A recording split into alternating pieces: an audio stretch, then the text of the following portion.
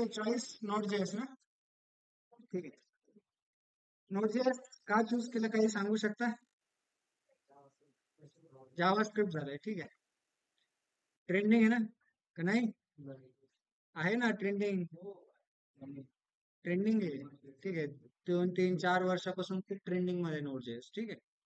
आणि note JS सगळ्यात important आहे की जर तुम्हाला जावा स्क्रिप्ट येत असेल तर तुम्ही दुसऱ्या लँग्वेज शिकण्यापेक्षा नोट जेएस शिका, ज्याच्यात सगळ्या जावा स्क्रिप्टचा सिंटॅक्स आहे.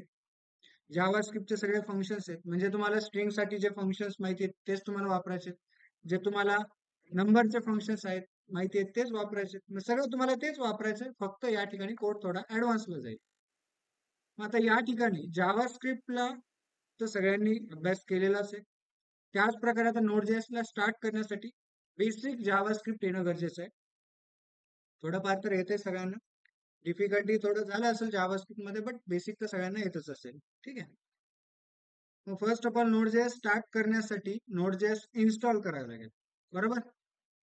इन्स्टॉल करण्यासाठी सिम्पली टाकायचे नोट डाउनलोड. ठीक आहे, डाउनलोड तर असेल कदाचित, काही जणांकडे नसेल वगैरे वगैरे, ठीक आहे. तर नोट चा फाउंडर वगैरे वगैरे वगैरे ते तर होमवर्कला देतो मी तुम्हाला, ठीक आहे. तर तुम्ही वरण डाळ आजच करून टाकता, ठीक आहे. ते बिनकामाचं होईल ना गर्दी. तुम्हाला मी आता वरण डाळ शब्द का वापरलाय तुम्ही फाउंडर सापडल्यावर कळेल तुम्हाला, ठीक आहे. तोपर्यंत डाउनलोड कडे लक्ष द्या.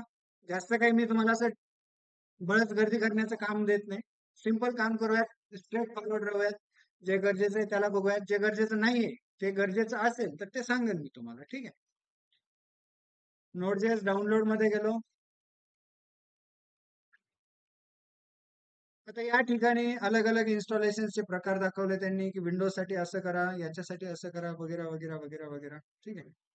नोट इन्क्लूड वगैरे. ही डाउनलोडची लिंकच नाहीये, इथून डाउनलोड नका करू.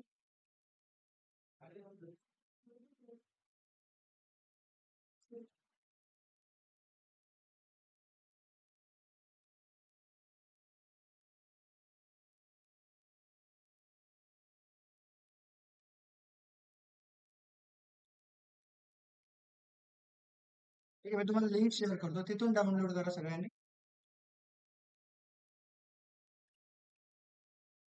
ठीक आहे. आता या ठिकाणी व्हर्जन्स आहेत तर बघू शकता तुम्ही, तर सगळ्यात अपडेटेड व्हर्जन दिसतील तुम्हाला 22.9. बट ते आपल्याला डाउनलोड नाही करायचं, आपल्याला डाउनलोड करायचं एलटीएस. एलटीएस कोणतं आहे? दोन दिसत आहेत ना एलटीएस मध्ये. एक दिसतंय 20.17.0 आणि एक दिसतंय 18.20.4. कोणता डाउनलोड करा दोन्ही पैकी? 20 करा किंवा 18 करा. मी तर 20 करेल, काही अडचण नाही. मी तर अनइन्स्टॉल करून ठेवलेलं आहे. विंडोज साठी करायचंय, मॅक ओएस साठी करायचं, लिनक्स साठी करायचं, कोणतं आहे तुमच्याकडे? विंडोजच आहे सगळ्यांकडे. कोणी नाही का लिनक्स वापरणार आहे? नाही, अच्छा ठीक आहे.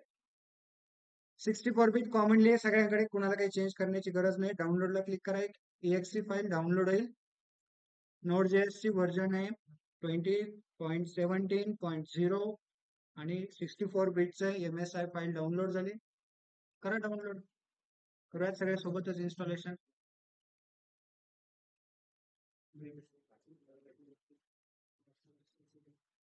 व्हॉट्सअपला शेअर करायची. ऑनलाईन मेंबर्स कुणी मोबाईलवरून जॉईन असेल तर ही लिंक व्हॉट्सअपला शेअर करता का?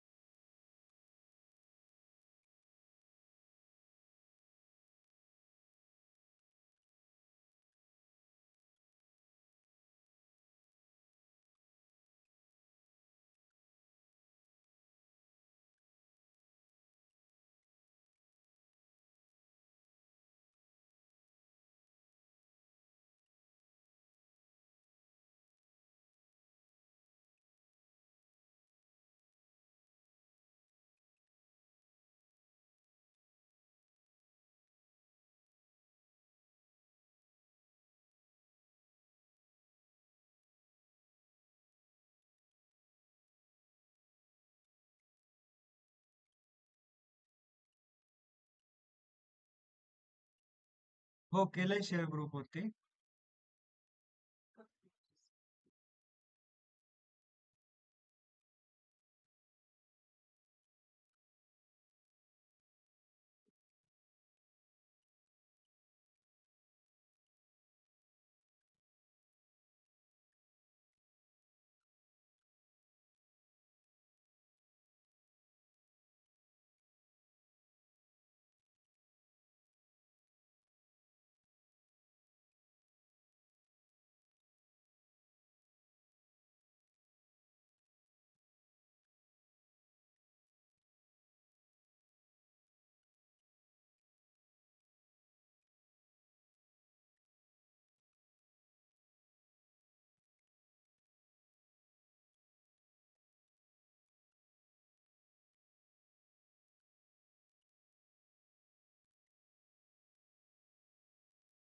झालंय?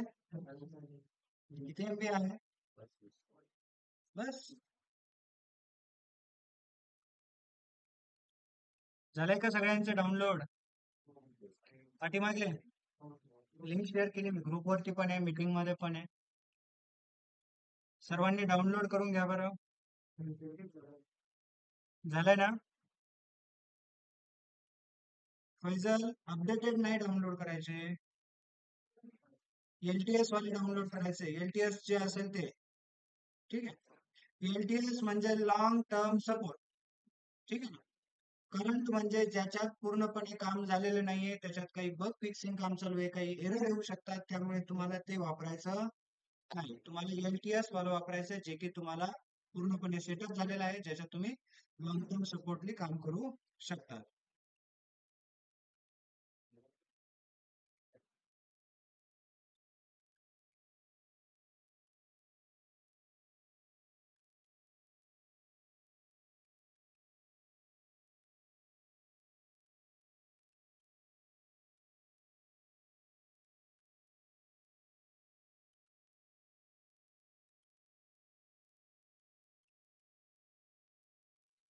आता जे डाउनलोड केलंय तर ते इन्स्टॉल करण्यासाठी सिम्पली क्लिक करायचं.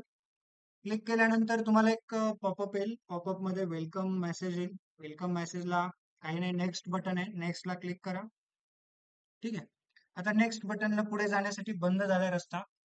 पुढे जाण्यासाठी काय करावं लागेल मग अशा ठिकाणी? सगळ्यांना माहिती असेल ना काय करावं लागेल? चेकबॉक्सला चेक करा आणि पुढे नेक्स्टला. ठीक आहे. परत पुढे आलंय इन्स्टॉल Node.js2, एक फोल्डर डायरेक्टरी आहे. ठीक आहे. काही चेंज करण्याची गरज नाही, असू द्या तिथेच. त्यानंतर इथे तर नेक्स्ट चालूच आहे, काही अडचण नाही, नेक्स्टला राहू द्या, काही अडचण नाही.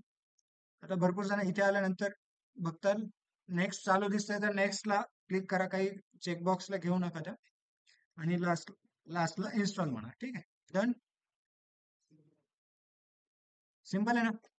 जिथे अटकतोय तिथे फक्त चेकबॉक्स क्लिक करा, बाकी सगळं नेक्स्ट नेक्स्ट करा, काही करू नका चेंज.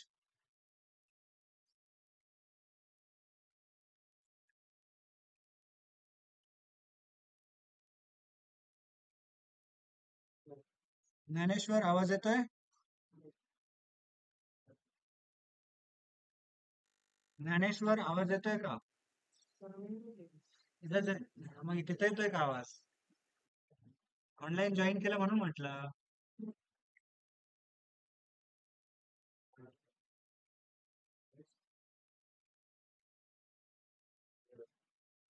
झाली की इन्स्टॉलेशन प्रोसेस?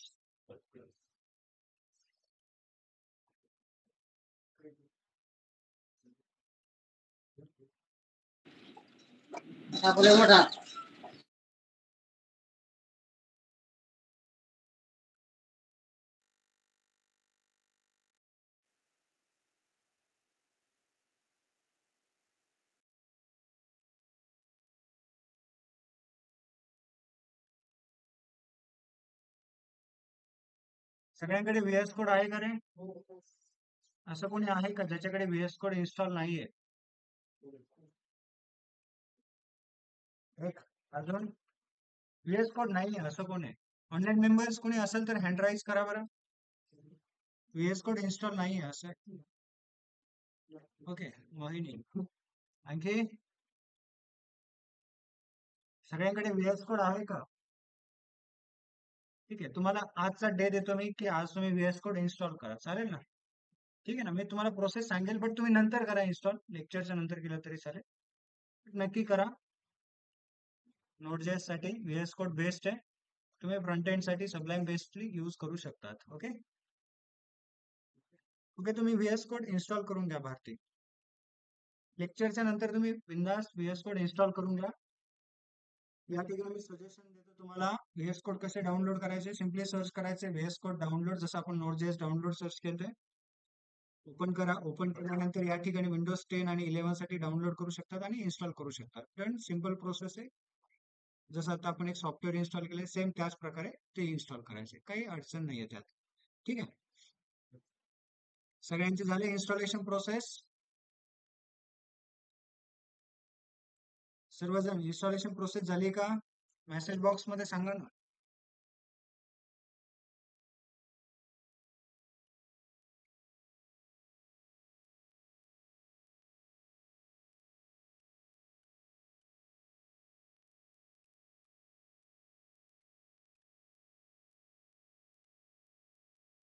अगेन सांगतो मी इन्स्टॉलेशन प्रोसेस.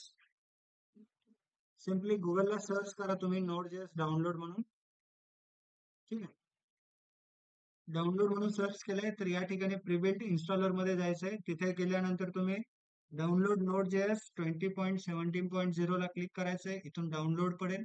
डाउनलोडला पडल्यानंतर या ठिकाणी तुम्हाला डाउनलोड झालेले दिसतील, त्याला ओपन करण्यासाठी सिम्पली क्लिक करायचंय. क्लिक केल्यानंतर पुढे नेक्स्ट बटनला क्लिक करायचंय. या ठिकाणी आता माझ्याकडे ऑलरेडी इन्स्टॉल आहे म्हणून मला काय आलं, या ठिकाणी चेंज, रिपेअर आणि रिमूव्ह असे 3 ऑप्शन्स आले. आता माझ्याकडे ते ऑलरेडी इन्स्टॉल आहे, मी कशाला चेंज करू मग. त्यामुळे राहू दे, तुम्ही बाकी प्रोसेस तुम्हाला माहिती आहे आता कशी करायची. ठीक आहे, फिनिश करून टाकायला. Okay, done. सर्वांना कन्सेप्ट समजला आहे? इन्स्टॉलेशन इन्स्टॉलेशन झालंय का पाठीमागे? Last line.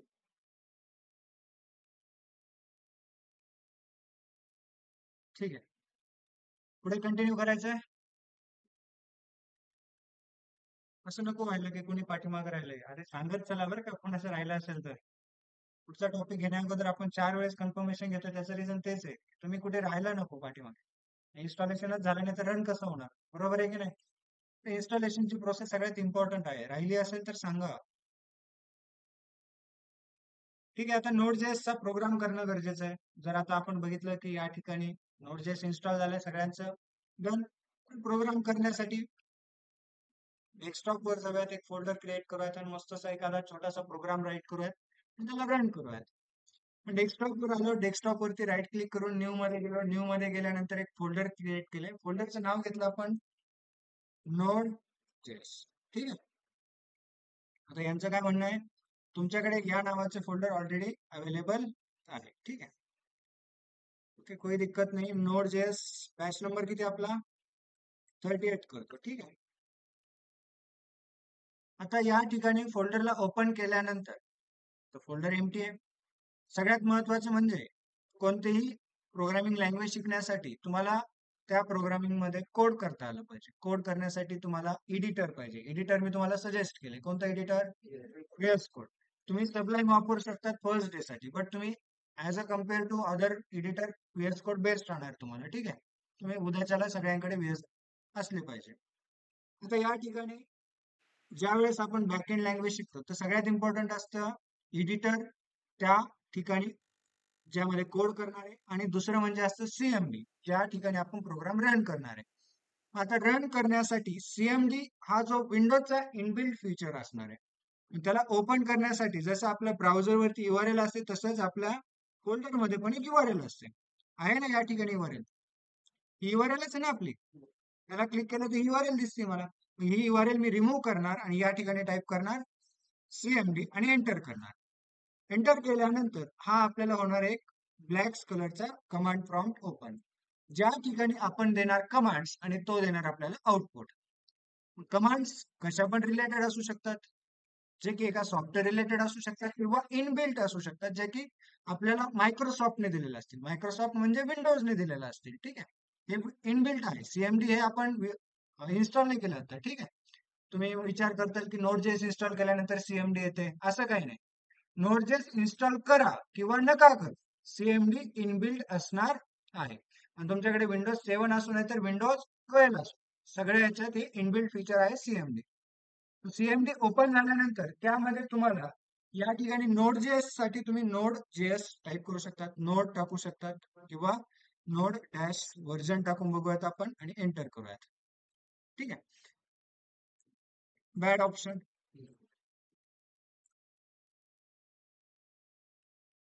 ठीक आहे, नोड डॅश व्ही केलंय तर या ठिकाणी आपल्याला काय दिलं त्याने, जे आपण व्हर्जन इन्स्टॉल केलंय ते व्हर्जन दिलंय. म्हणजे या ठिकाणी नोड जेएस इन्स्टॉल झालाय आणि त्याला आपण कशा थ्रू हँडल करणार आहे, सीएमडी थ्रू हँडल करणार आहे. म्हणजे त्याचं आणि आपल्या प्रोग्राम्स रिलेशन मॅनेज करण्यासाठी कोणतरी मध्ये येतो तो म्हणजे सीएमडी. नोड जेएस वेगळ्या ठिकाणी आहे, प्रोग्राम कुठे राहणार आहे, व्हीएस कोड मध्ये राहणार आहे आणि रन कुठे होणार आहे, सीएमडी मध्ये. नाही ना, 3 प्रकार आहेत आपल्याकडे, जे की इनबिल्ट आपण सॉफ्टवेअर घेतलं. ते सॉफ्टवेअरचं नाव काय आहे, इकडे सॉफ्टवेअर आहे, इकडे एडिटर आहे.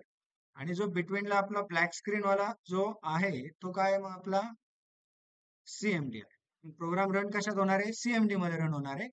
यामध्ये आपलं फक्त इन्स्टॉलेशन असणार आहे, जे की आपण ऑलरेडी करून ठेवलं आहे. ठीक आहे,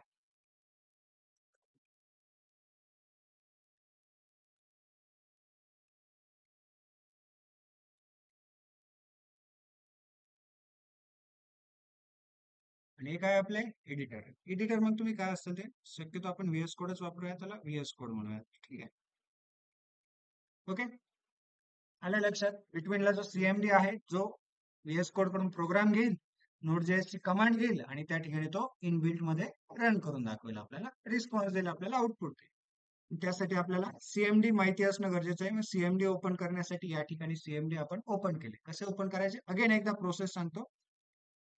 डेस्कटॉपला एक फोल्डर क्रिएट केलंय. फोल्डर तर बनवता येते सगळ्यांना, जसं तुम्ही मूव्हीज गाणे स्टोअर करण्यासाठी फोल्डर बनवतात तसं फोल्डर बनवा.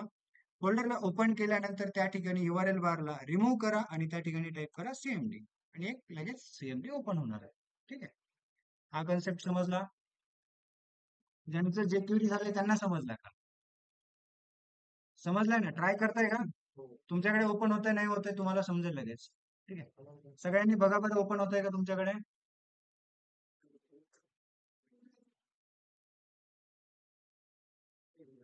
ऑनलाईन मेंबर्स करा बरं ट्राय, तुमच्याकडे सीएमडी ओपन होतंय का.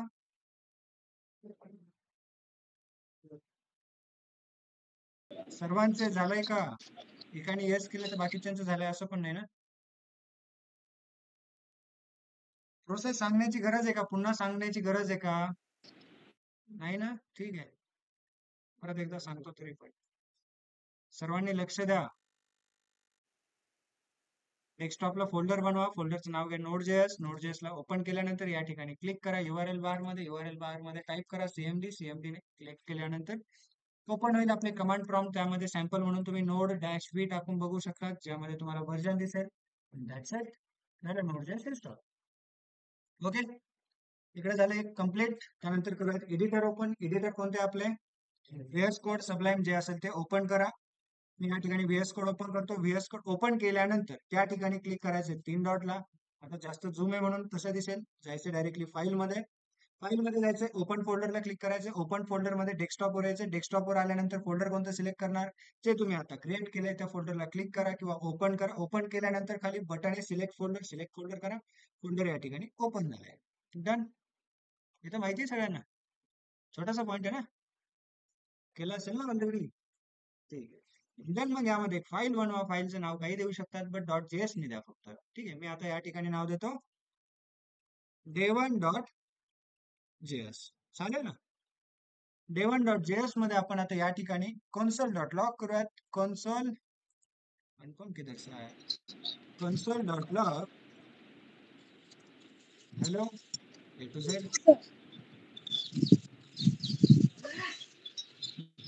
ठीक आहे, सर ते फोल्डरचं सांगा ना, आम्ही यूज नाही केलेलं ते. कोणतं फोल्डर कसं ओपन केलं ते व्हीएस मध्ये.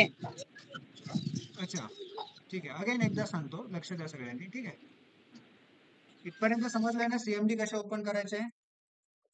हो सर. सीएमडी ओपन केले, त्यामध्ये एखादी कमांड का टाकून बघा ना, काही अडचण नाही. ठीक आहे, कमांड टाकली आपण माहिती सपोज नोड डॅश वे. इथपर्यंत क्लिअर झालंय ना सगळे? हो सर तिथपर्यंत झालं. ठीक आहे. मग आता व्हीएस कोड ओपन करायचे. व्हीएस कोडला सिम्पली सर्च करायचे व्हीएस कोड आणि एंटर करायचं. व्हीएस कोड ओपन झालंय. तर त्यानंतर व्हीएस कोडची आपल्या या ठिकाणी स्क्रीन ओपन झाल्यानंतर इथे फाईलला क्लिक करायचंय. फाईलमध्ये एक ऑप्शन आहे बघा, ओपन फोल्डर म्हणून. ठीक आहे, ओपन फोल्डर म्हणून. काही जण चुकून ओपन फाईलला क्लिक करतात. ओपन फोल्डरला क्लिक करायचंय आणि त्या ठिकाणी आपलं डेस्कटॉप सापडायचं. जिथे आपण आता फोल्डर बनवलंय ना नोड जे साठी, ते डेस्कटॉपवरच बनवलंय. म्हणून मी डेस्कटॉपला ओपन केलंय आणि डेस्कटॉप मध्ये नोड जेएस 38 ला क्लिक केलंय.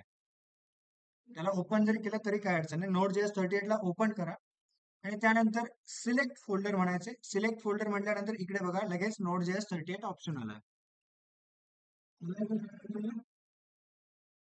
डन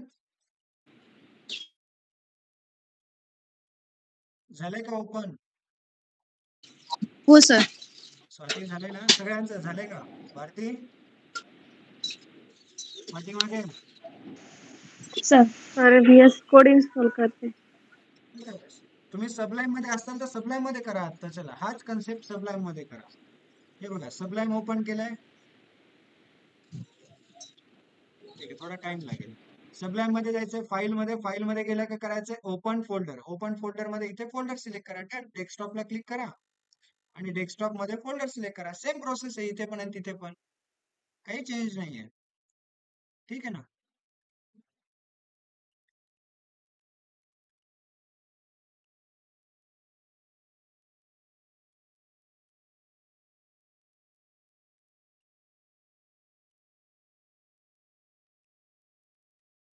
बघा एखादा जावा स्क्रिप्टचा प्रोग्राम राईट करून बघा. हाय हॅलो करा त्यामध्ये.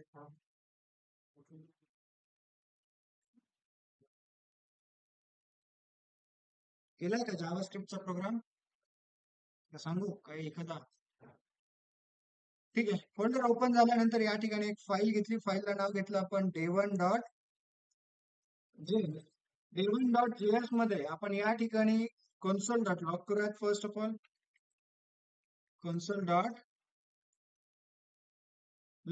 console.log मध्ये या ठिकाणी केलं मी हॅलो ए टू झेड. तुम्ही तुमचे नाव टाका मस्तपैकी. हॅलो तुमचं जे काही नाव असेल ते तुम्ही राईट करा आणि याला सेव्ह करा. सेव्ह करण्यासाठी सगळ्यांना माहिती ना काय प्रेस करायचे? कंट्रोल प्लस यस करा. ठीक आहे, डन झाला प्रोग्राम सेव्ह.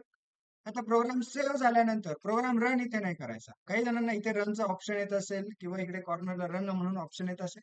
कुणी इथे रन करायचं नाही. रन करण्यासाठी कुठे जायचंय? सीएमडी मध्ये, जे की आपण ओपन करून ठेवले होते. सीएमडी मध्ये आलो. या ठिकाणी कमांड टाकायची simply node space file name काय आपले day1.js आणि एंटर करायचंय. आलं आउटपुट आपल्याला. आपण त्याला कमांड दिली, त्याने आपल्याला काय दिलं? रिटर्न मध्ये आउटपुट दिलंय. याच प्रकारे आपला फंडा चालू झाला. आता जसं की मी याला कमांड देणार, तुम्हाला आउटपुट देणार. पण कमांड आणि आउटपुट यामध्ये इम्पॉर्टंट असतो कोड. तुम्ही जो कोड बनवलाय त्या कोडला तो रिलेव्हंट आउटपुट देणार आहे. ठीक आहे, ट्राय करा बरं. सगळ्यांचे आउटपुट येते का? मी दोन्ही स्क्रीन समोर ठेवतो तुमच्या. हो सर आलं. सर्वजण वीएस कोड में भी तो टर्मिनल ओपन करने का ऑप्शन आता है ना, तो वहां से नहीं करना चाहिए, क्या रीजन है? वहां से भी कर सकते हो, ठीक है, लेकिन अगर वहां से रन नहीं हुआ तो दिक्कत आएगी. ठीक है, नहीं नहीं, टर्मिनल ओपन करने का ऑप्शन आता है ना उधर से. अभी यहाँ पे टर्मिनल में गया. न्यू, टर्मिनल क्या? हाँ, अभी यहाँ पे टर्मिनल में हम कमांड डालेंगे. कमांड क्या डालना है? नोड स्पेस फाइल नेम का है फाइल नेम day1.js. day1.js. ठीक आहे, एंटर केलंय. इथे हाँ, पण काही अडचण नाही, तिथे पण काही अडचण नाही. But okay, as a rule follow करा, जेणेकरून सीएमडी अलग राहू द्या आणि हा कन्सेप्ट अलग राहू द्या. ऍज अ बिगिनर ओके, तुम्हाला तो बेस्ट ऑप्शन आहे. तुम्हाला जर ऍडव्हान्स मध्ये काम करायचं असेल तर हा बेस्ट ऑप्शन आहे. Thank you.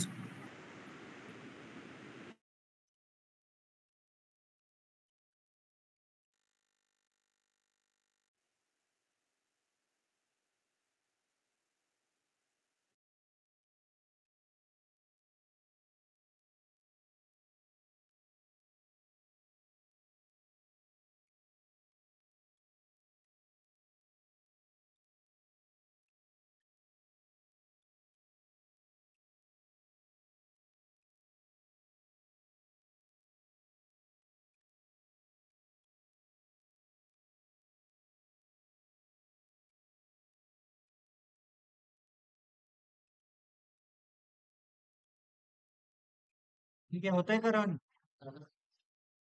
झालंय का पाठीमागे? झालंय ना सगळ्यांचं? कन्फर्म? की जस्ट झालंय? मी गप्पा त्याला मारताना दिसतोय पाठीमागे. हा, काय एरर आली? कमांड चुकली. कमांड काय? तुझ्या बघत नोड आहे. Node d1.js. अगेन एकदा एक्सप्लेन करतो, काही अडचण नाही. ठीक आहे, एक्सप्लेन अगेन करतो, लक्ष द्या इकडे. ठीक आहे, एक्सप्लेन अगेन करतो, लक्ष द्या. ठीक आहे, पहिला आपण काय केलंय, console.log. console.log हा नॉर्मली सगळ्यांना माहिती आहे कुठे आउटपुट प्रिंट करतो, कन्सोल मध्ये. बट आज तो कन्सोल मध्ये जातच नाही. आज कुठे आउटपुट प्रिंट करतोय, सीएमडी मध्ये. ठीक आहे, console.log ने आपण केले पहिले तर हॅलो ए टू झेड. ठीक आहे, त्यानंतर सेकंड केले console.log. console.log ने सेकंड काय आउटपुट केले आपल्याला या ठिकाणी, वेलकम, जो की आपल्याला सेकंड लाईनला डिस्प्ले होईल. त्याच प्रकारे आपण एक फॉर लूप पण घेऊ शकतो. फॉर लूप घेतला, फॉर लूप मध्ये टाइप केलं var i is equal to 0, i is less than 10, आणि त्यानंतर घेतलंय i प्लस प्लस. ठीक आहे, आणि त्यानंतर फॉर लूपला ओपन क्लोज करले दिले आणि त्यामध्ये टाकले console.log. या ठिकाणी टाकले i. जस्ट सेव्ह केला, प्रोग्रामला रन करण्यासाठी सगळ्यांना माहिती आहे कमांड काय टाकायची. कमांड आहे node space file name day1.js. ठीक आहे, आता मला असं वाटतं मी दोनदा सांगितलं म्हणजे तुम्ही बघून टाईप करणार नाहीत. तुम्हाला काय वाटतंय? तुम्ही बिना बघता पण टाईप करू शकता ना, साधं जावा स्क्रिप्ट तर आहे. बरोबर आहे की नाही? मग या ठिकाणी प्रोग्राम रन करण्यासाठी कमांड टाकली नोट day1.js. आता ही आउटपुट स्क्रीन ओपन राहील आणि सगळ्यांनी मनाने प्रोग्राम टाईप करा आणि मला फोटो शेअर करा. ठीक आहे, फोटो आउटपुटचा पाठवा. ओके, दुसऱ्याच्या आउटपुटचा नका पाठवा, तुमच्या आउटपुटचा पाठवा. पाठवा ना. ऑनलाईन मेंबर समजलाय ना?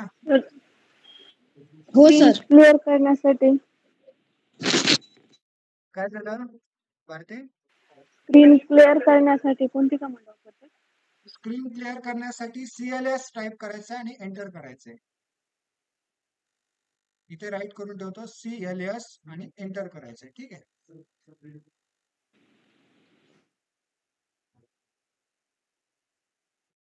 ओके, सगळ्यांनी नोट डाऊन करा, रन करा.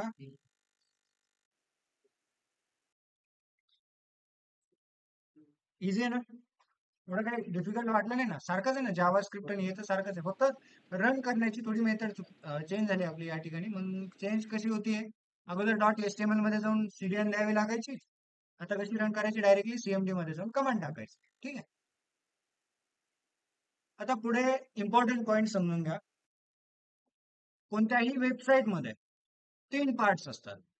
एक असतो फ्रंट एंड, एक असतो बॅक एंड, आणि थर्ड वन डेटाबेस. ठीक आहे, आता फ्रंट एंड, बॅक एंड आणि डेटाबेस या 3 गोष्टीमध्ये आपल्याला फ्रंट एंड तर माहिती आहे, राहिलं काय बॅक एंड आणि डेटाबेस. ठीक आहे, मी एक छोटासा पेंट ओपन करून डायग्राम दाखवतो. कन्सिडर करा की तुम्ही फ्रंट एंड मध्ये एक आकर्षक वेबसाईट बनवली. ठीक आहे, आणि तुम्ही त्या वेबसाईटचं इंस्टाग्रामला ऍडव्हर्टाइजमेंटनी प्रमोशन केलंय. ठीक आहे, ओके, आणि त्या वेबसाईट मध्ये एक छोटासा रजिस्ट्रेशन फॉर्म आहे, असेल ना फॉर्म एखादा. मग तुम्ही प्रमोशन करून फायदा काय आहे तुमचा?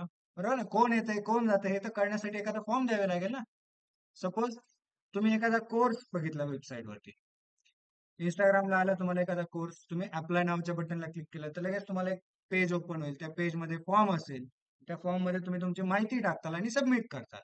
पण ती माहिती टाकल्यानंतर, सबमिट केल्यानंतर ती जी माहिती असते ती कुठे जाणार आहे?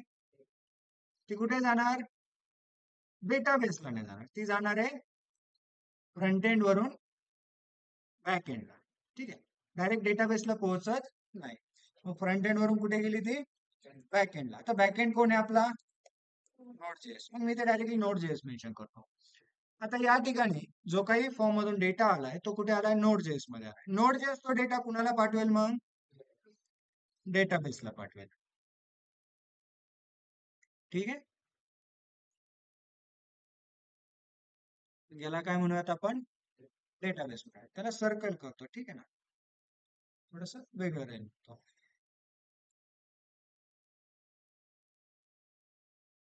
डीबी म्हणतो फक्त, चालेल ना.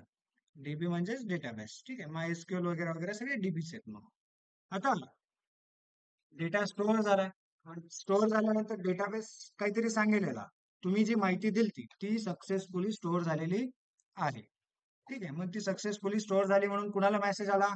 Node.js ला. Node.js कुणाला मेसेज देईल? मग फ्रंट एंडला. मग फ्रंट एंड वरती तो सक्सेसचा मेसेज दिसेल की हा डेटाबेसला तुमची माहिती सक्सेसफुली स्टोअर झाली, थँक्यू फॉर युअर रजिस्ट्रेशन.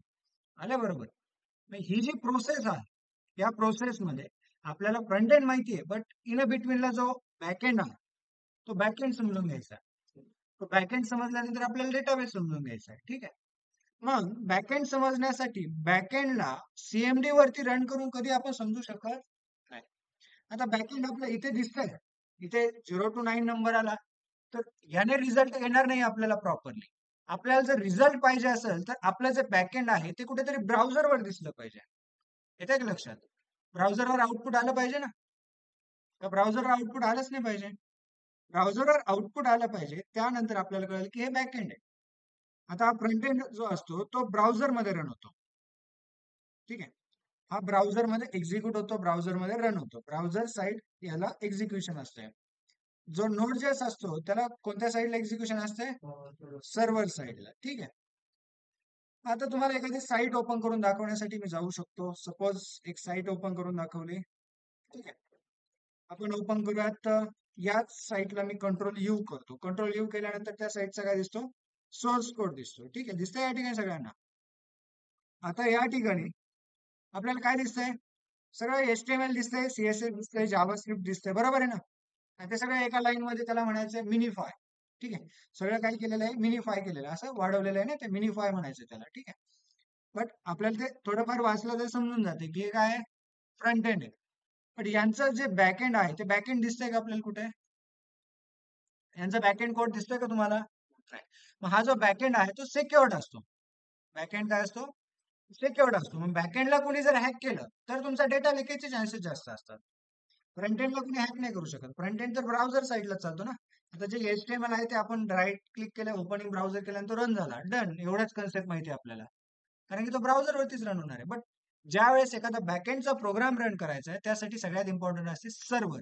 मग सर्व्हर जे असेल ते आपण आता कुणाचं घेतलंय? Node.js. Node.js प्रोग्राम आपण रन करण्यासाठी त्या ठिकाणी सर्व्हरचा वापर करून आपण आउटपुट बघू शकतो. मग लेट सपोज आपण एक प्रोग्राम राईट करूया सर्व्हर साईडसाठी. सर्व्हर साईडसाठी मी एक प्रोग्राम राईट करण्यासाठी या ठिकाणी एक नवीन फाईल घेतो. या फाईलला सेव्ह करतो server1.js ने, किंवा server.js करूया डायरेक्टली, आणि एंटर केलंय. server.js नावाने आपण एक फाईल सेव्ह केली आहे. क्लिअर झाले ना? सर्व्हर काय आहे, ब्राउझर काय आहे, रन कुठे होतो, आपण Node.js कुठे रन करणार आहेत? सर्व्हर साईडला करणार आहेत. जो HTML CSS असते नॉर्मली ते कुठे रन होणार आहे? ब्राउझर साईडला, जे की डायरेक्टली ब्राउझरवरती दिसून जाते. आता हे बघूयात, याच्यात आणि त्याच्यात लगेच फरक लक्षात येईल तुम्हाला. पहिले तर एक इम्पोर्ट करणं गरजेचं आहे, जे की HTTP म्हणून मॉड्यूल आहे, जो की आपल्याला Node.js प्रोव्हाइड करतो. त्याला म्हणायचं काय? HTTP रिक्वायर राऊंड ब्रॅकेट मध्ये HTTP हा मॉड्यूल इम्पोर्ट केला. जस्ट इझिली तो इम्पोर्ट पण झाला. काही एरर वगैरे नाही येणार एवढ्या याच्यात. स्पेलिंग मिस्टेक नको आहे, फक्त एवढं लक्षात घ्या. त्यानंतर HTTP डॉट याला म्हणायचं क्रिएट सर्व्हर. सर्व्हर क्रिएट करायचंय. सर्व्हर मध्ये दोन गोष्टी असतात, एक असते रिक्वेस्ट आणि एक असतो रिस्पॉन्स. जसं की मी तुम्हाला डायग्राम दाखवली. डायग्राम मध्ये ज्या वेळेस ब्राउझरचा जो फॉर्म आहे, हा फॉर्म होता ना इथे, त्या फॉर्मने सर्व्हर साईडला इथे काय पाठवले असते? रिक्वेस्ट. आणि सर्व्हरने त्याला काय दिलेलं आहे रिटर्न मध्ये? रिस्पॉन्स, ठीक आहे. या दोन फंडा आहे, सिंपल आहे. मग या ठिकाणी रिक्वेस्ट आणि रिस्पॉन्सच पूर्णपणे मॅटर करणार आहे. मग या ठिकाणी आपल्याला जो प्रोग्राम राहणार आहे क्रिएट सर्व्हर मध्ये, त्यामध्ये फंक्शन लिहायचं आहे. आणि फंक्शन मध्ये दोन आर्ग्युमेंट्स असतात. जी की एक येणारी असते त्याला म्हणतात रिक्वेस्ट, आणि जो की जाणारा असतो त्याला म्हणायचं आहे रिस्पॉन्स, ठीक आहे. आणि या ओपन क्लोज कर्ली मध्ये आपण प्रोग्रामचा जो काही रिस्पॉन्स पाठवायचा तो राईट करून देऊ शकतो त्यांना. लेट सपोज मी या ठिकाणी रिस्पॉन्स डॉट राईट केलाय. Response dot write, response dot write मध्ये मी केलंय हॅलो. आणि या ठिकाणी सेव्ह केला. ठीक आहे, डन. हा तर कन्सेप्ट समजला की मी येणारी जी रिक्वेस्ट असेल त्याला रिपोर्ट म्हणजे रिटर्न मध्ये काय पाठवणार आहे, हॅलो पाठवणार आहे, जो की रिस्पॉन्स मध्ये जाणार आहे. आता याच्यापेक्षा सिम्पली वे तर काही नाही आपल्याला रिस्पॉन्स देण्यासाठी. सपोज मी अजून काही पाठवायचं, अजून पाठवलं मी हॅलो नंतर वेलकम पाठवलंय, हा वेलकम गेला. वेलकम नंतर मला ए टू झेड पाठवायचं, ए टू झेड गेला. रिस्पॉन्स मला जेवढं काही पाठवायचं, मला जेवढं काही रिस्पॉन्स मध्ये पाठवायचं सगळं कशात लिहिणार मी, माईक कुणाचा ऑन झालाय,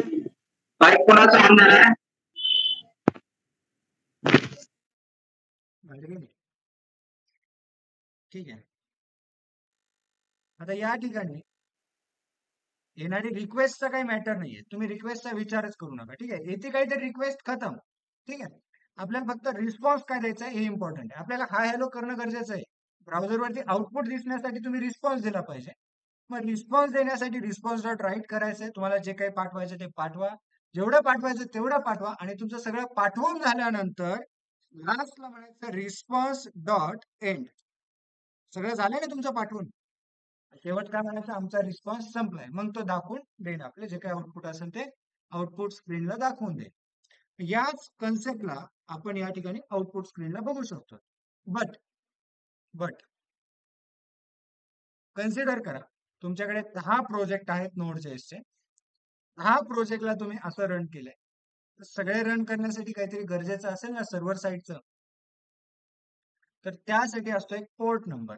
लेट सपोज एक बस आहे, ठीक आहे, एका बस स्टेशनवर आली आहे, थलात क्रमांक 1 वरती थांबली आहे. दुसरी बस आली आहे, थलात क्रमांक 1 वरती थांबू शकते का, कारण की तिथे ऑलरेडी एक बस आहे, पण ती थलात क्रमांक 2 ला जाईल. मग याच प्रकारे एका स्टेशनवरती, एका ट्रॅकवरती एकच बस थांबू शकते, किंवा एका ट्रॅकवरती एकच प्रोग्राम रन होऊ शकतो. आपल्याकडे या ट्रॅक रिलेटेड एक कन्सेप्ट आहे ज्याला म्हणतात पोर्ट. काय म्हणायचंय, पोर्ट. मग प्रत्येक वेबसाईटला काही ना काही पोर्ट नंबर्स असतात. जसं की आपण आता जो प्रोग्राम बनवतोय त्या प्रोग्रामला आपण आपला पोर्ट नंबर डिसाईड करू शकतो. लेट सपोज मी या ठिकाणी एक पोर्ट नंबर ठरवायचा आहे, मग मी या ठिकाणी डॉट लिसन, लिसन लिसन म्हणजे सगळ्यांना समज ना, ऐकणे. हा कुठे ऐकतोय, तर याला एक पोर्ट नंबर द्यायचा आहे. याला पोर्ट नंबर आपण 65,535 पैकी कोणता पण देऊ शकतात. किती येतात, 1 पासून स्टार्ट करा, 65,535. मी एक रॅन्डमली देऊन टाकतो, काहीतरी 1000 चालेल ना. ठीक आहे, तुम्हाला जो द्यायचा तो द्या. ज्यांचं रिॲक्ट जेएस झालं त्यांना माहिती असेल पोर्ट नंबर किती, रिॲक्ट जेएसला 3000 आहे, बरोबर. त्याच प्रकारे इथे नोड जेएस मध्ये जर तुम्ही बघितलं तर नोड जेएसचा पोर्ट नंबर आहे 1000. ठीक आहे, म्हणजे डिफॉल्ट नाही हा, इथे डिफॉल्ट काही नाही. इथे तुम्ही दिलाय म्हणून तो 1000 वर आहे. तुम्ही 2000 केलं तर तो 2000 वर रन होईल, तुम्ही 3000 वर केलं तर 3000 ला रन होईल. मग रिॲक्ट तुमचा रन होणार नाही, कारण की नोड जेएस तिथे रन होत.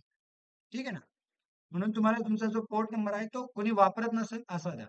ठीक आहे, पोर्ट नंबर काय कन्सेप्ट आहे ते 5 मिनिटानंतर मी पूर्ण डिटेल मध्ये सांगतो. ठीक आहे, इथपर्यंत कन्सेप्ट समजला सगळ्यांना.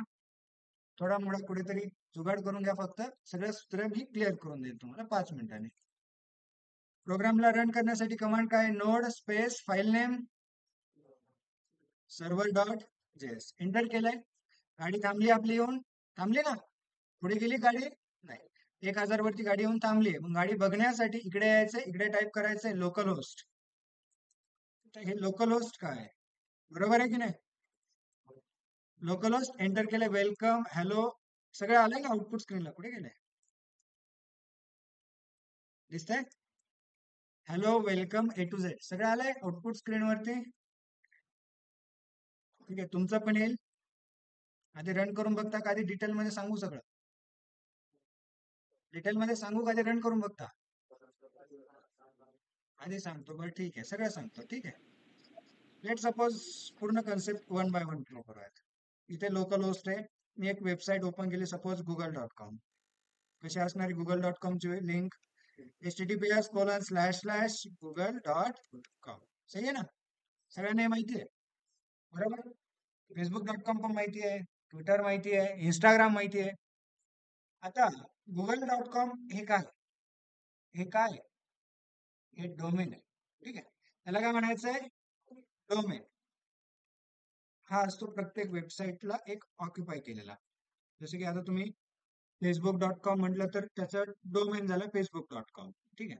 तुम्ही नॉर्मली म्हणतात इंस्टाग्राम ओपन करा, तर ब्राउझरला इंस्टाग्राम ओपन करण्यासाठी तुम्ही टाकताल instagram.com, बरोबर. म्हणजे त्याचं जर काय झालं, आयडेंटिफिकेशन झालंय, डोमेन झालंय. ठीक आहे. मग या ठिकाणी आपला जो सर्व्हर आहे त्या सर्व्हरसाठी डोमेन काय आहे? आपलं जे आता बनवलं ना आपण सर्व्हर, आपल्याला तर कोणी दिलं नाही ना, अजून काही दिलं नाही परचेस करून. गुगलने काही दिलं नाही, फेसबुकने काही दिलं नाही, इंस्टाग्रामने काही दिलं नाही. बट आपल्याला Node.js ने एक डोमेन दिलाय. त्या डोमेनचं नाव आहे लोकल होस्ट, जो की इनबिल्ट आहे. सगळ्यांकडे लोकल होस्टच नाही. तुमच्याकडे तुम्ही तुमचं नाव टाकणार करतात, तसं काही नाही. सगळ्यांकडे सेम आहे local host.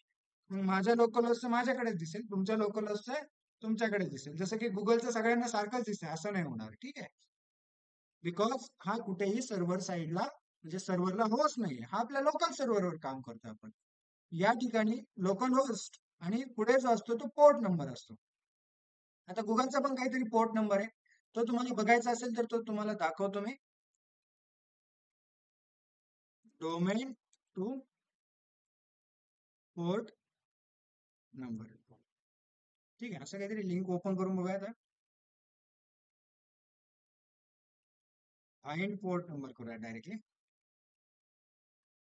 Find port number by domain. आपण गुगलचा डोमेनचा पोर्ट नंबर सापडा. ठीक आहे. आयपी ऍड्रेस वगैरे वगैरे असतं ते. ओपन पोर्ट्स वगैरे सापडायचं असेल तर तुम्ही या ठिकाणी आता आयपी ऍड्रेस द्यायचा आहे. आयपी ऍड्रेस दिल्यानंतर त्या ठिकाणी सापडायचं आहे. तर आयपी ऍड्रेस काय ते सांगावं लागेल. ठीक आहे. लोकल होस्टचा आयपी ऍड्रेस सांगतो आधी. आपला जो लोकल होस्ट आहे त्याचा आयपी ऍड्रेस आहे 127.0.0.1. सगळ्यांचं लक्षात राहील? नाही राहणार मला माहिती. ठीक आहे. बट ठेवण्याचा प्रयत्न करा, नाही जमलं तर ठीक आहे. गुगलचा पण सांगता येईल. गुगलचा पण आपण या ठिकाणी चेक करू शकतो. Find IP by domain. या ठिकाणी प्रोग्राम पण दिलाय, बट प्रोग्रामला न जाता आपण इथे डोमेनची लिंक टाकूयात. कोणता डोमेन आपला? https://google.com टाकतो आणि त्याचा पोर्ट नंबर आयपी ऍड्रेस जो काही असेल तो डिस्प्ले होईल आपल्याला. आला आयपी ऍड्रेस. ठीक आहे ना. आता या आयपी ऍड्रेस वरती जेवढे काही पोर्ट नंबर आहेत ते अनदर साईट वरती दिसतील आपल्याला. Domain, port number, IP address सगळे रिलेव्हंट कन्सेप्ट आहे. ठीक आहे.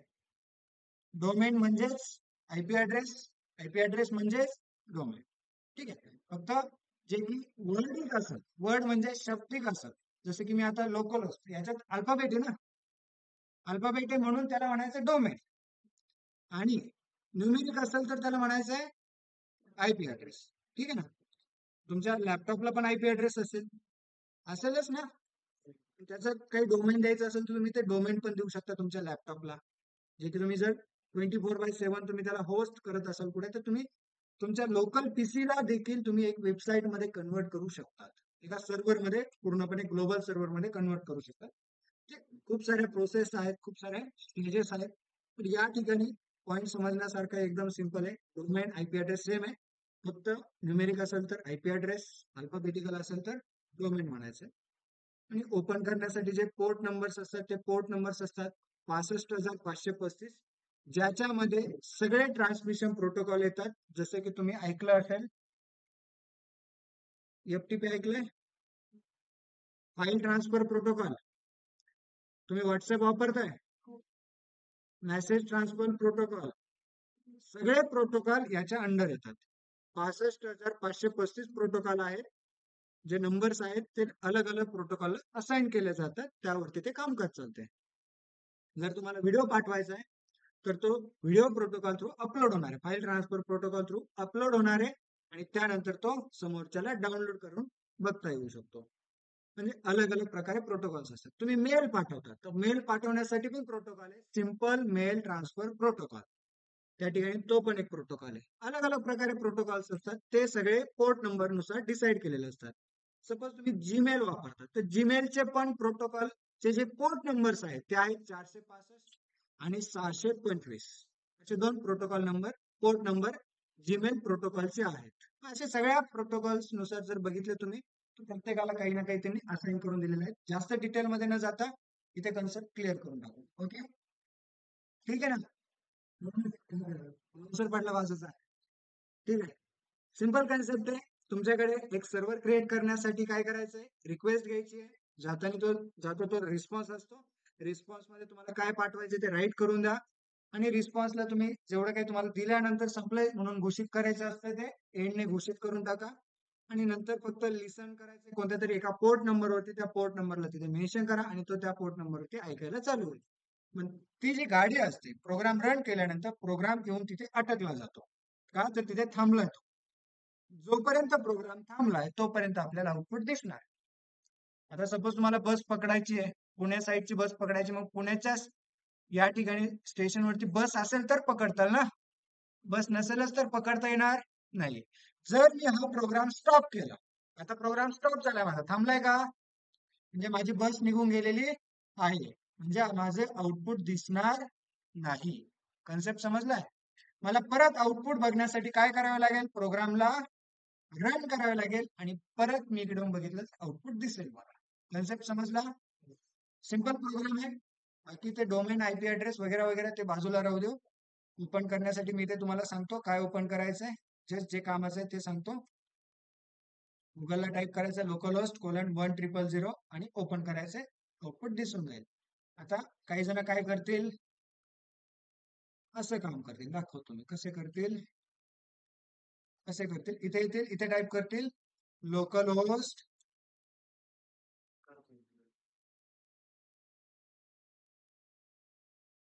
:1000. इथे टाईप करताल ना तुम्ही, इथे टाईप करताल ना? नाही सर. नाही, ठीक आहे, तिथे केलं तरी होईल. बट कदाचित जर तुमच्याकडून चुकून स्पेस झाला, आता सपोज मी हा टाईप केला आणि मी याच्यात चुकून कदाचित कुठेतरी स्पेस टाकला असतं तर तो गुगलला सर्च करेल, मग काही कामाचं नाही राहिलं ते. ठीक आहे, आपल्याला गुगलला जायचंच नाही ना, गुगलचा अलग सर्व्हर झाला ना लगेच.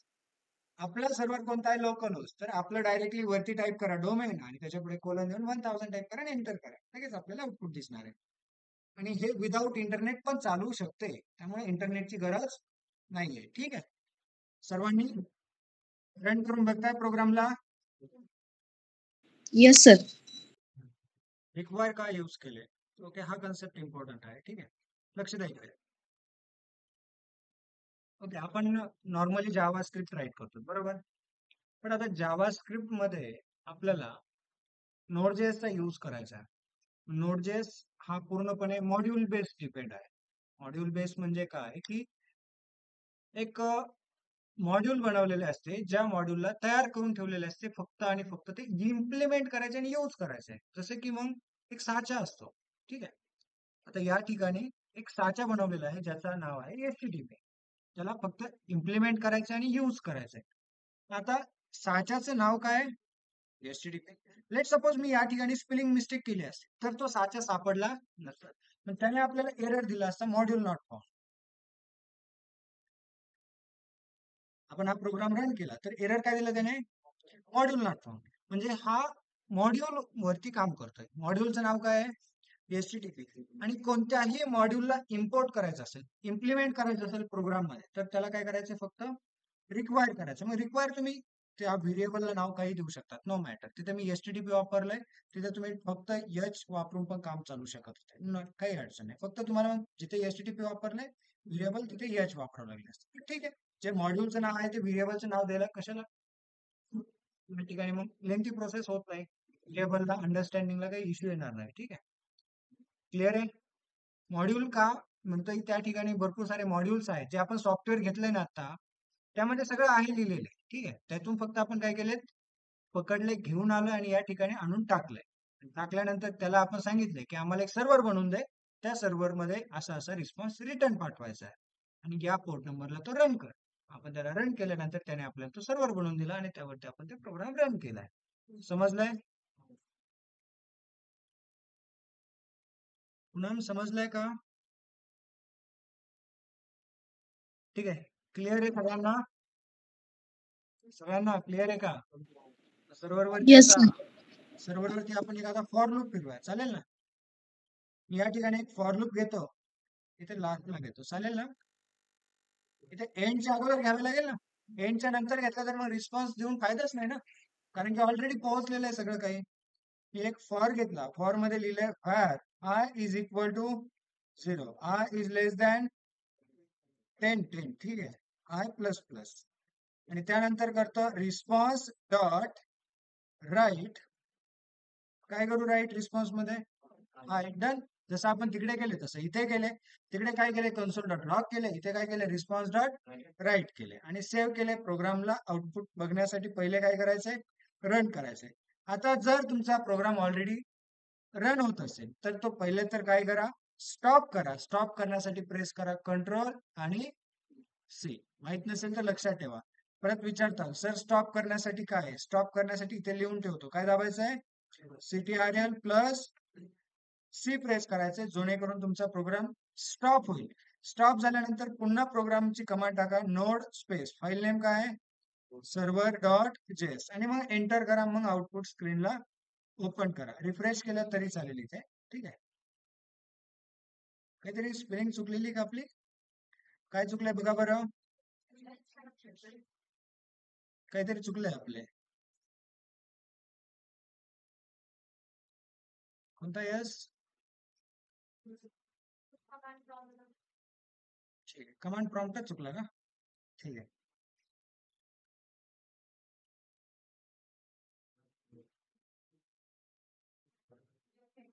जस्ट मिनिट, मला समजलंय काय इश्यू आहे, सांगतो तुम्हाला. ठीक आहे. आता फर्स्ट ऑफ ऑल मी असा प्रोग्राम रन केला, इकडे आल्यानंतर इकडे रिफ्रेश केलंय, तर त्याला थोडंसं आयडेंटिफिकेशन मध्ये चुकी झाली.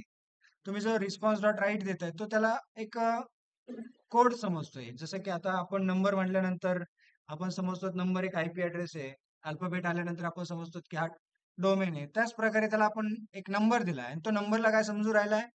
एक सक्सेस कोड समजतोय. जसं की कोड असतो ना 404. ऐकलंय 404? कशाला असतो 404? Page not found. ठीक आहे, तेच समजले तुम्हाला. ठीक आहे. जसं की पेज नॉट फाउंडला 404 हा कोड असतो, त्याच प्रकारे आपण जो रिस्पॉन्स मध्ये एखादा नंबर पाठवला तर तो नंबरला काय समजतोय? कोड समजतो. पण तो कोड आपल्याला थांबवायचा आहे, की असा कोड नाहीये, तो कोड नाहीये ऍक्च्युली, तर त्याला आपण एक स्ट्रिंग मध्ये काहीतरी कॉन्कॅट करून देऊयात. मग या ठिकाणी मी ते राईट करून देतो, आय इज इक्वल टू एखादा नंबर राईट करून देतो आणि डन. आता प्रोग्रामला पुन्हा रन करूयात. क्लिअर केलंय आणि पुन्हा रन केलंय. ठीक आहे. समजलंय तुम्हाला काय चुकी झाली आपली? कन्सेप्ट समजला ना? काय मिस्टेक झाली ती? की त्या ठिकाणी तो त्याला एक कोड समजत होता. आता कोड खूप सारे आहेत, खूप सारे, बरोबर? एवढे सगळे कोड आपल्या लक्षात नाहीये. बट या ठिकाणी पॉइंट एवढाच आहे की त्या ठिकाणी नंबर गेला तर तो एरर देतोय, म्हणून त्याला काहीतरी स्ट्रिंग कॉन्कॅट करून दिली. म्हणजे तो कशात कन्वर्ट झाला? स्ट्रिंग मध्ये कन्वर्ट झाला आणि आपण त्याला पूर्णपणे स्ट्रिंग रिटर्न मध्ये दिली, म्हणून त्याने आपल्याला आउटपुट स्ट्रिंग मध्ये दिलंय. आउटपुट आलंय का आपल्याला? मग i is equal to 0, i is equal to 1, i is equal to 2, 3, 4, 5, 6, 7, 8, 9 पर्यंत आलं आउटपुट. डन झाला आपला प्रोग्राम रन. त्याने समजून घेतलं आपलं काय कोड आहे आणि आपल्याला काय पाहिजे. त्यामध्ये तुम्हाला पीआर द्यायची इंटरेस्ट असेल तर पीआर तुम्ही टाकून बघा. देवाच्या नावाने झाला वर्क तर ठीक आहे. काय वाटतंय, येईल का पीआर? काय एक्सपेक्टेशन्स ठेवतात? देवाचं नाव होतं ना. ठीक आहे. बट ते पण आणू शकतो आपण, नो मॅटर. इथे फक्त काय करा, H1 करा. हा बीआर पण समजून घेईल. खूप सारे रूल्स आणि रेग्युलेशन्स आहेत, ते पण पुढे सांगतो मी तुम्हाला. डन.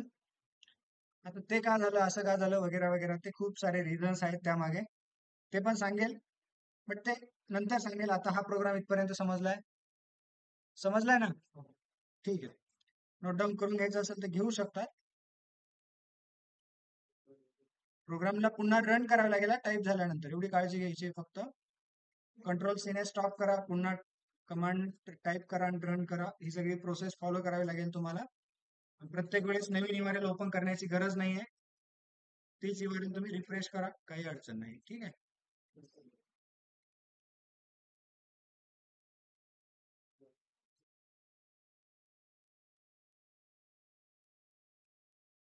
आता नॉर्मली जर माझा प्रोग्राम 1000 वरती रन होतोय आणि जर मी तोच प्रोग्राम स्टॉप न करता दुसरा प्रोग्राम त्याच पोर्ट नंबरवरती रन करायला आणला तर रन होणार नाही. तर मग मला त्यावेळेस चेंज करून रन करावं लागेल. पण कदाचित तुमचा डे 1 तिथे रनिंग असेल, त्यामुळे तुमचा सर्व्हर तिथे रन झाला नाही, असं होऊ शकतंय. किंवा तुम्ही VS कोड मधून कुठून रन करण्याचा प्रयत्न केला असेल इनबिल्ड, तरी पण तो रन होणार नाही. ठीक आहे. ठीक आहे सर. म्हणजे पोर्ट ओपन असेल तर त्या ठिकाणी रन होईल. पोर्ट जर ओपन नसेल तर तो एरर होईल. मग 2000 ला तुम्ही आता CMD थ्रू रन केला असेल तर काही इश्यू येणार नाही. उद्याला तुम्ही 2000 झालाय तो रन, हा. झाला रन तो, पण 1000 आहे, नव्हता होत.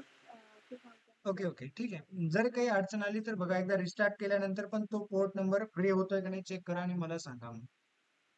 ठीक आहे. ठीक आहे. सगळ्यांचे प्रेझेंट दिली आहे.